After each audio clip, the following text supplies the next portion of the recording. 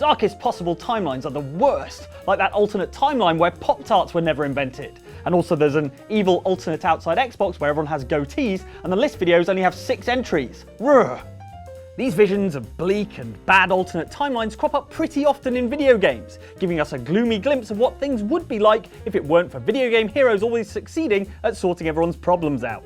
Consider these times when it was the darkest possible timeline, and beware of spoilers for the following games.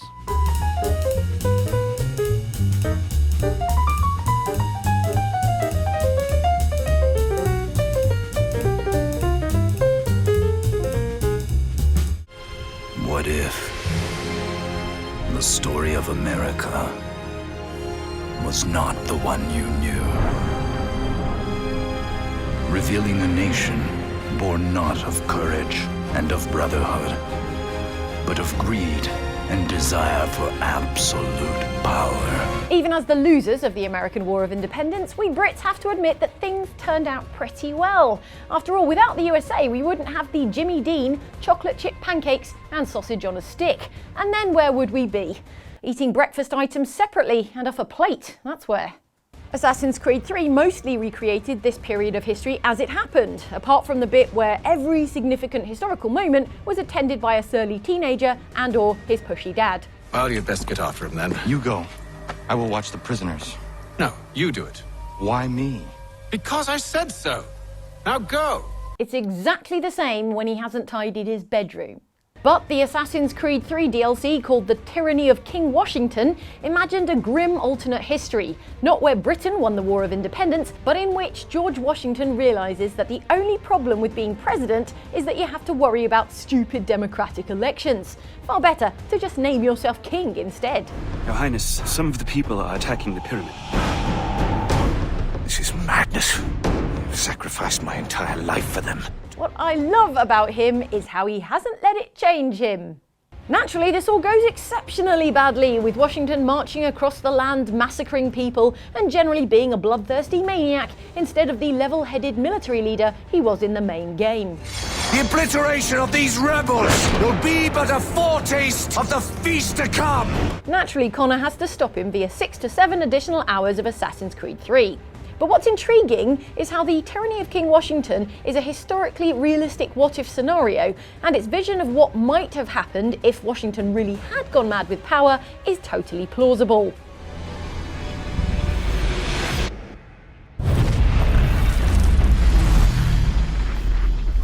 Apart from the ghost bear? Apart from the ghost bear, yes. At the Dark Lord's command, his Nazgûl now hasten to Mount Doom, all other thoughts banished from their minds. They obey but a single deadly aim: to slay Frodo and gain the ring, now that it lies within Sauron's grasp. The Lord of the Rings movies were great and all, but if you ever found yourself secretly rooting for the bad guys and wishing that Sauron would just stride into the Shire and boot a bunch of hobbits' faces off, the Lord of the Rings Conquest has you covered. The main game was a faithful, if rather dull, retelling of the events of the film, in which various dutiful people did inspirational things and also sometimes ruminated on the corrupting nature of power. The Dark Lord compelled many into his service, including Saruman, a once great and wise wizard. Finish that do-gooder nonsense though, and you unlocked the Rise of Sauron campaign, which asks, what if Frodo didn't destroy the ring and instead hung onto it, and then Sauron's forces went absolutely apeshit and conquered the entirety of Middle-earth? The answer to that what if, by the way, is it would be awesome. We have the Witch King's mask. Lord Sauron shall now call him back. Take it to the forge. The campaign kicks off with you killing Frodo as a ring wraith. The ring of power. Lord Sauron shall rule Middle-earth. Then moves on to you smashing up Rivendell as an orc. And ends with you striding into the Shire and owning a bunch of hobbits.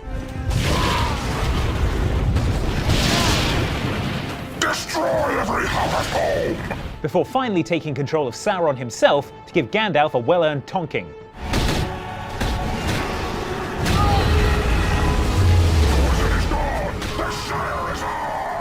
Hey, guess he was just a conjurer of cheap tricks after all. Once you've truly doomed the free peoples of Middle-earth, all that's left to do is sit back and enjoy the happy ending. History is no more for this happy race. Their hobbit holes are now tombs, their party trees kindling, and those who survive are now enslaved by the Dark Lord Sauron. I mean, happy for Sauron. Definitely not happy for anyone else. At all. Treebeard was in the end no match for the fury of the orcs. He now serves as a bonfire, into which halfling bodies are thrown. Okay, I get it, game. Those who did not fight in this war shall now become the final victims. Their homes shall be burnt, and the future of their children shall be sacrificed upon Sauron's cruel altar.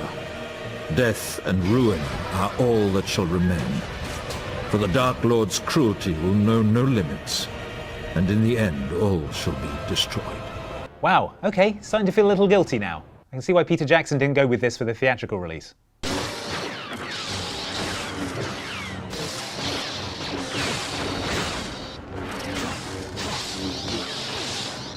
Back before Disney bought Lucasfilm, if a movie, book or game had the Star Wars logo on it, it almost certainly became part of the official expanded universe, no matter how bad it was, which is how Jabba the Hutt ended up with a son called Stinky the Hutt. But some things are too extreme even for the Star Wars expanded universe, which is why the Force Unleashed's downloadable content was all absolutely non-canon. Instead, it explored an alternate version of Star Wars history, starring the evilest version of the Force Unleashed's lead character, Starkiller, and proposed various what-if questions. The main one being, what if everything sucked?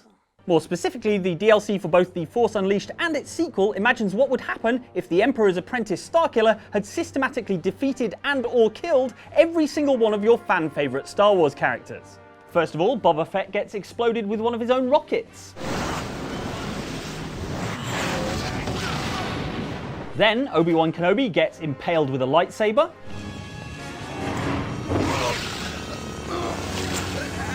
And fed into the engines of the Millennium Falcon. And then has his Force Ghost disintegrated just for good measure. Finally, Starkiller chops off Luke Skywalker's hand and turns him to the dark side. Skywalker, but only your hatred will give you the power to save your friends. Turn to the dark side.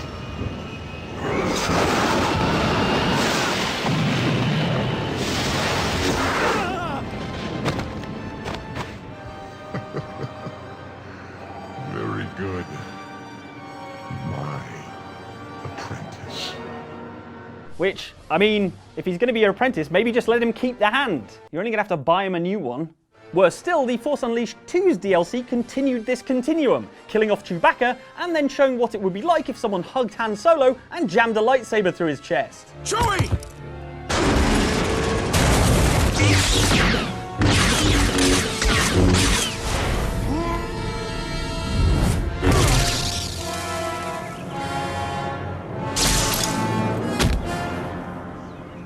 Is it a spoiler to say spoilers?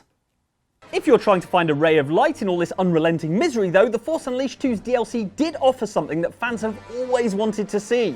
Princess Leia in an honest-to-goodness lightsaber duel. So awesome! It's over, you rebel scum.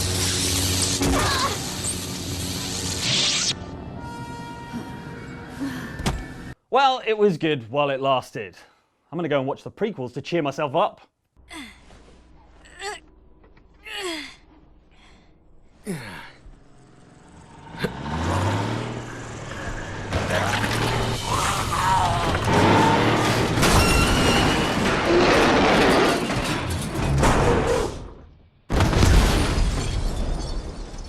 Resident Evil Operation Raccoon City was intended to be an intriguing alternate take on the events of Resident Evil 2, but then it was probably intended to be a lot of things, like a good game, for example. Instead, it was a ropey, low-budget third-person shooter wearing a Resident Evil Halloween costume. Operation Raccoon City allowed you to play as Wolfpack, which was an evil umbrella strike force with such imaginative call signs as Vector and Spectre. Spectre here. All set. Vector here. Good to see you again, sir. Also, there was one whose real name was Hector. No, really. The game also saw a welcome 2012 return of 1998-era Leon Kennedy, back when he was picking up work on the side as a young Leonardo DiCaprio lookalike, rather than the last time we saw him where he was literally the only half-decent thing in Resident Evil 6. He's cancelled out by Jake Muller. Playing through the Wolfpack campaign, your mission is to capture annoying runaway child Sherry Birkin and execute Leon Kennedy in a dramatic final confrontation. Why are you doing this? For Umbrella? Money? What's in it for you, huh? Succeed in your mission and Leon is killed in a heartbreaking, poignant scene where you circle strafe around him, filling him with as much small arms fire as you can until he falls over. Just like the end of Titanic all over again. As if that wasn't bad enough, once Leon is dead, Claire Redfield also gets shot protecting Sherry Birkin, which adds yet another charge to Sherry Birkin's many, many crimes. Sorry, we've got orders. Still, it doesn't have to be the absolute worst of all the possible alternate timelines. You can turn against your Umbrella paymasters and decide to let Leon and Claire live. Why didn't you kill us? You weren't the leverage we thought you were. Umbrella's turned on us already. It's time we stabbed them in the back. What about Sherry? Keep her. We've got other plans. Oh, who are we kidding? Any timeline in which you have to play Operation Raccoon City is already the darkest timeline.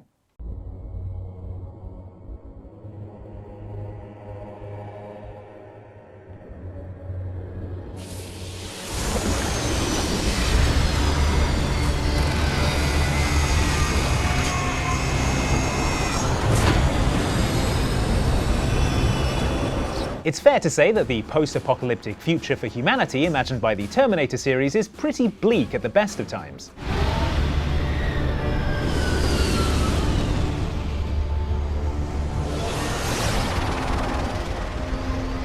Nuclear fallout, killer robots, and I mean, I can't see a Starbucks anywhere. Looks like we're back to making coffee the old-fashioned way. Man, I can't believe we used to have to live like this. Throughout the entire Terminator series, though, even in this terrible, irradiated wasteland, there's hope. Hope that rests on the shoulders of one man with one incredibly boring name, John Connor. Do you know who I am? John Connor, leader of the Resistance. What, was Cyrus T Laserpunch already taken? If not, I'll have it. Nice. Third-person shooter Terminator 3 Redemption mostly followed the events of the movie, apart from one moment where it took an abrupt left turn into Bleaksville, USA. In it, the Terminator you're playing as gets flung by the TX into an electromagnetic time displacement machine and sent to an alternate 2032, which is somehow even worse than the regular one.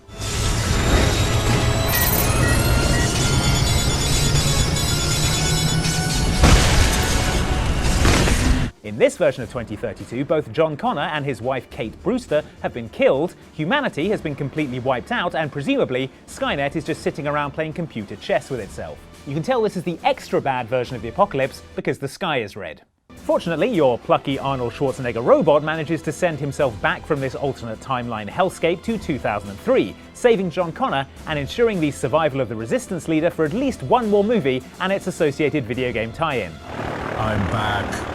All's well that ends well. And hey, could have been worse. We could have been resting all of humanity's hope on this guy. Take this! That weapon shoots armor-piercing projectiles. It'll get you started. I guess the ancient piece of wisdom, look where you're going, was lost during the apocalypse.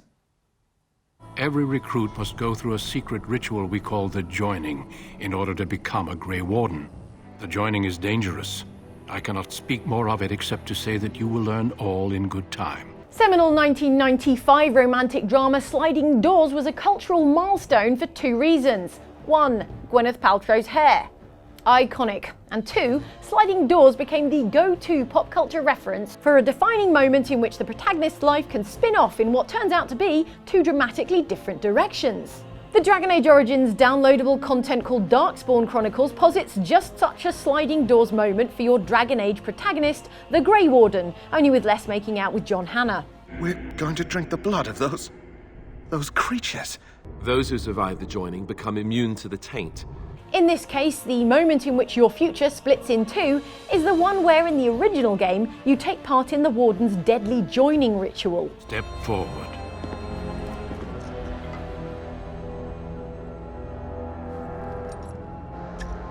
In the not darkest possible timeline, you survive the ritual and go on to be an heroic Grey Warden, saving the world from the gruesome blight. In the darkest possible timeline of the Darkspawn Chronicles DLC, on the other hand, you die and everything goes to hell in a handcart. Not even a nice handcart, like a bad handcart with a wonky wheel full of hissing snakes, and the handle has splinters and the snakes all bite you. Who knew drinking Darkspawn blood would be bad for you? Maybe leave it out of your green smoothies. Since your former Grey Warden hero has died of ritual, you're now playing as a gross Darkspawn monster.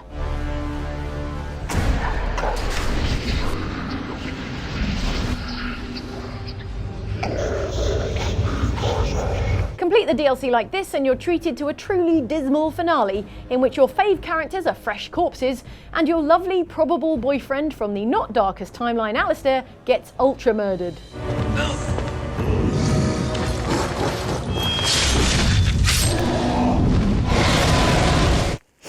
At least we still have John Hannah. No, you don't. Oh. I haven't done anything. Well, you must have done something or you wouldn't be here now, would you? You'd be out in the lobby with your tentacle owner, getting dressed up for the human show. Owner? No one owns me. Gosh, no owner, you say? Well, don't worry about it. I'm sure someone will come adopt you before we have to put you to sleep. In 1990's point-and-click adventure Day of the Tentacle, the only thing standing between character Purple Tentacle and world domination is his lack of arms. Hey, wait a minute, I've got arms. What if I did... Don't even think about it. You never let me do anything fun. Anyway, old PT overcomes this not insignificant disadvantage at the start of the game by drinking some toxic sludge flowing from the lab of mad scientist Fred Edison, growing the arms he needs to take over the world. I feel like I could. Like I could.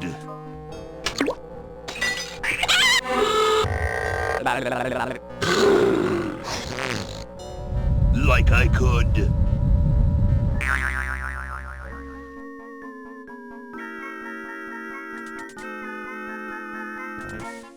Take on the world. As such, Fred tasks our three teenage heroes, Bernard, Hoagie and Laverne, with travelling back in time before Purple drank the sludge so that they can switch off his sludge machine. Sadly, that plan doesn't go to plan. It works! I can't believe it! And they said imitation diamond wasn't good enough. Uh-oh. The teens are stranded across different time periods, but it's Laverne, stuck in the future, who gets to see a chilling potential timeline in which tentacles have become the dominant species on Earth, enslaving humans and treating them like particularly talkative pets. I have to go to the bathroom. Ha, that's a good one. Imagine a human using a bathroom. Come on, let's take a walk. Okay, human, do your business.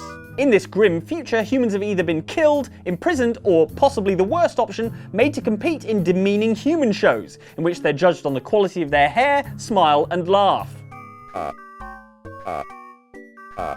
Lovely. Thankfully, with both Bernard and Hoagie in the past, they're able to mess with the timeline to avert disaster, which is one of the 2 times it's acceptable to interfere with history. The other being stealing historical artifacts to sell on eBay. Is that Shakespeare's lost play, Cardenio? Why, do you want to buy it? No! Then no. Thanks to this historical meddling, the gang is eventually able to turn off the Sludge-O-Matic and restore humanity to its rightful place in the pecking order, and everything goes back to normal. I mean, mostly everything. Thanks for watching this list, and whoo-wee, that was bleak. So how about something that's a little bit of a tonic for that? Up here we have a video about heartwarming Easter eggs from us, and down here we have a video from Outside Extra about the baddies that were almost too cute to kill, but not quite. Thanks for watching, like and subscribe if you enjoyed this, and we'll see you next time.